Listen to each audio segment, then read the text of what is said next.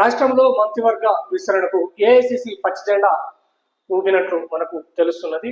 అయితే రాష్ట్రంలో 6 మంత్రి పోస్టులు ఖాళీ ఉన్న మాట మనందరికీ తెలిసిందే.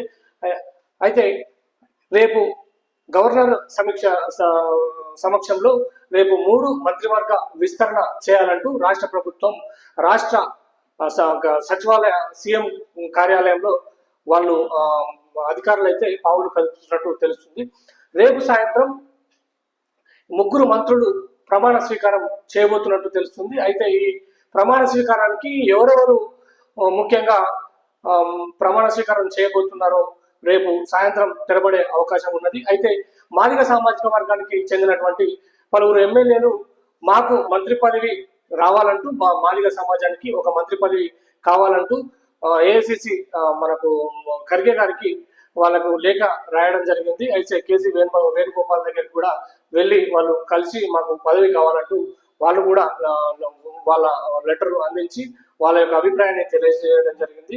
అయితే అద్దంకి దయాకర్ కూడా ఎమ్మెల్సీ కోటాలో నాకు మంత్రి పదవి కావాలంటూ వారు కూడా అడగడం జరుగుతున్నది. అయితే ఇటీవల కాలంలో మనకు రాష్ట్రంలో ఉన్నటువంటి మీనాక్షి నటరాజన్ దగ్గర వారు అద్దంకి దయాకర్ నాకు ఎమ్మెల్సీ కోటాలో మాకు మంత్రి పదవి కావాలంటూ అద్దంకి దయాకర్ కూడా ఎక్స్ప్రెస్ చేయడం జరిగింది, అడగడం జరిగింది. అయితే అంతకుముందు మంత్రివర్గ విస్తరణ చేసే ప్రక్రియలో జానారెడ్డి గారు రంగారెడ్డి జిల్లా సంబంధించినటువంటి అక్కడ ఉన్నటువంటి రంగారెడ్డి జిల్లా కూడా ఒక మంత్రి పదవి కావాలంటూ ఏఐసిసికి లెటర్ రాసినటువంటి నేపథ్యం మనకు కనబడుతుంది.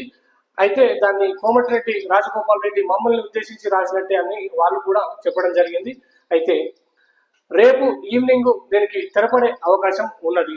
ఏ సామాజిక వర్గాలకు మంత్రివర్గ విస్తరణ చేసే అవకాశం ఉన్నదో రేపు సాయంత్రం అయితే మనకు తెలిసే అవకాశం ఉన్నది.